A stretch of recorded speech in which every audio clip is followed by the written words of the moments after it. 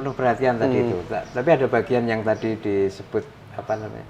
Yang penting kamu berperan apa kan gitu kan. Terus ini mungkin bisa saya pakai pintu masuk untuk saya merecall kembali apa yang saya interview dengan Syekh Kamba ya tentang konsep beliau mengenai tarekat virtual.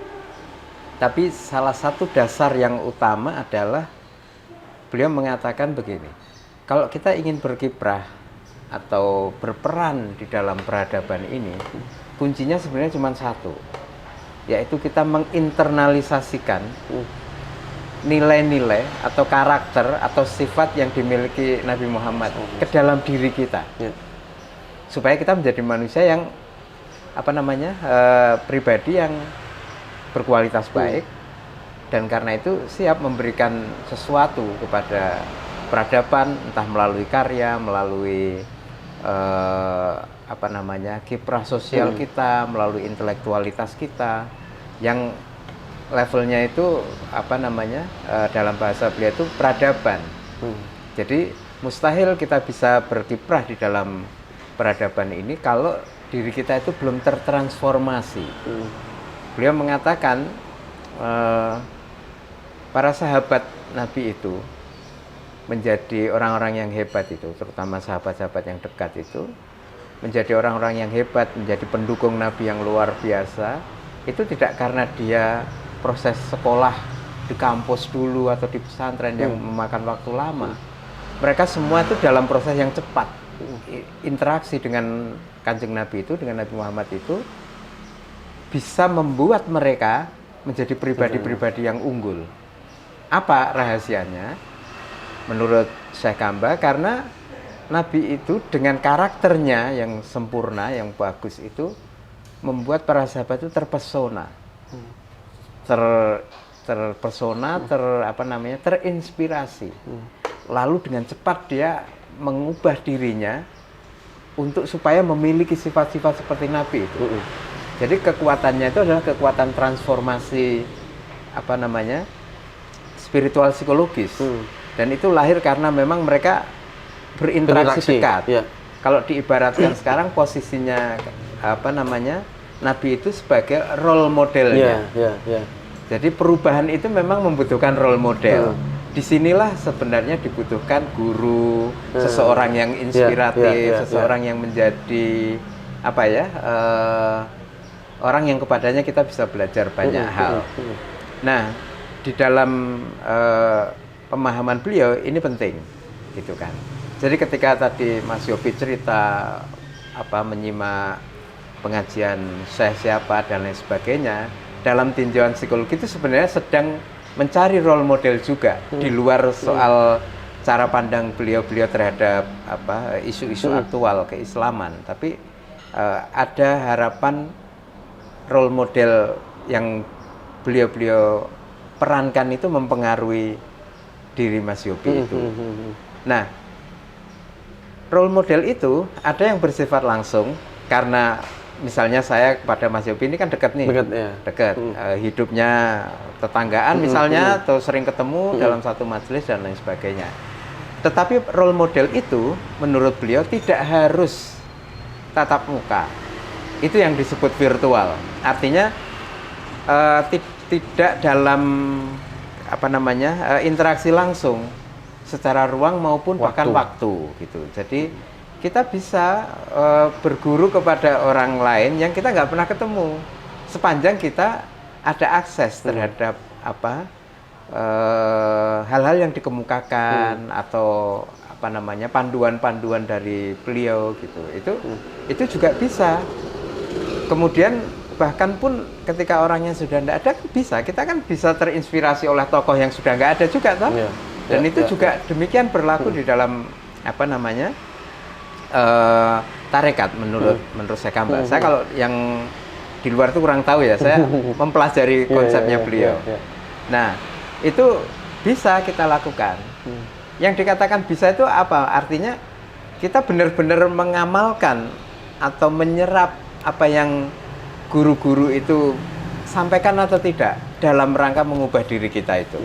Kalau itu terjadi dan kita bisa mengukur ya, diri kita kan bisa mengukur. Ya. Oh, aku kemarin tuh masih kayak gini nih orangnya.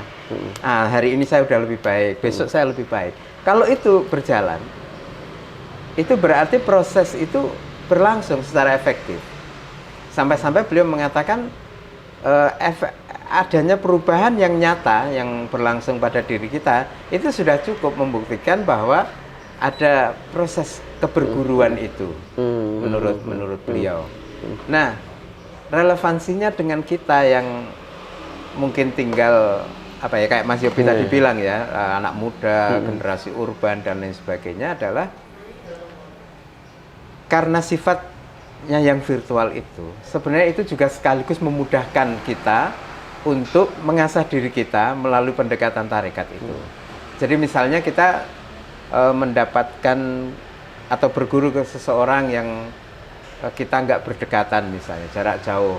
Tapi guru itu sudah membimbing kita untuk melakukan suatu zikir misalnya. Itu kita lakukan istiqomah, itu sudah bisa.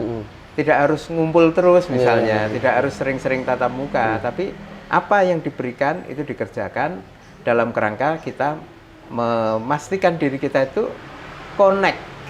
Zikir tadi itu yang dimaksud adalah proses kita itu berusaha untuk connect atau terhubung atau nyambung selalu kesadaran kita kepada Allah Subhanahu wa taala. Kenapa itu penting? Karena itulah yang nanti akan memulakan kita untuk memiliki sifat-sifat yang positif, ya syukur, sabar dan lain sebagainya itu. Beliau mengatakan metodologinya misalnya mungkin teman-teman sangat sibuk gitu ya, sibuk sehingga tidak mungkin punya waktu yang cukup banyak untuk melakukan zikir. Menurut beliau itu bisa kita lakukan metodenya menurut kemampuan kita. Misalnya saya membaca doa, membaca basmalah atau sholawat atau apalah doa tertentu yang kita bisa, itu dirutinkan. Misalnya saya baca habis subuh atau habis maghrib, walaupun tidak banyak, tapi yang dituntut dalam tarekat itu adalah keistiqomahannya, konsistensinya itu. Jadi jangan bolong. Nah itu dilakukan terus dalam sehari itu minimal ada itu. Nah itu diharapkan bisa membuat kita itu nyambung terus gitu. Jadi kita nggak lepas gitu. Nah kalau kita tidak lepas itu memudahkan kita untuk melakukan sesuatu itu nanti pertimbangannya tuh gimana ya, yang baik tuh gimana, yang benar gimana gitu. Menurut saya seperti itu yang beliau katakan dan tampak sederhana tentunya. Tapi ya sekali lagi istiqomah itu tidak mudah meskipun hanya sedikit yang dibaca. Tapi secara teknis itu memudahkan kita atau generasi sekarang yang mungkin sibuk gitu loh. Kan kalau itu ya kalau secara umum kan orang memahami. Ini bisa sambil dia lupa.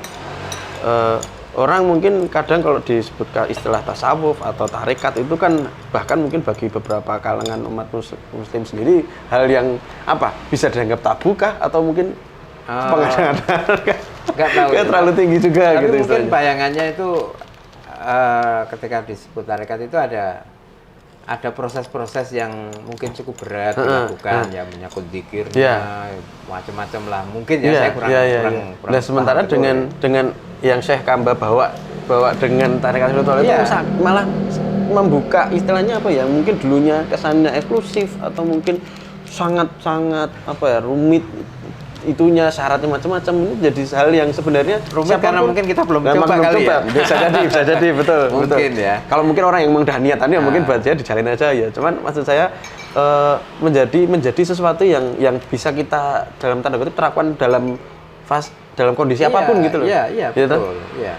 Dan itu tadi ya kalau relevansinya misalnya untuk anak-anak muda sekarang gitu yang istilahnya mungkin orang-orang yang sibuk gitu kayak dengan itu kayak Mas Yopi itu. Ya sibuk di sini aja Mas Yopi. Kan lumayan sibuk tapi istiqomah baca sholawat, makanya keren gitu kan. Tetap kembali lagi starting point-nya adalah bahwa si A, si B, si C ini memang mencari gitu ya, artinya memang dia sedang mencari cara untuk menumbuhkan, artinya ada kesadaran untuk saya butuh untuk memupuk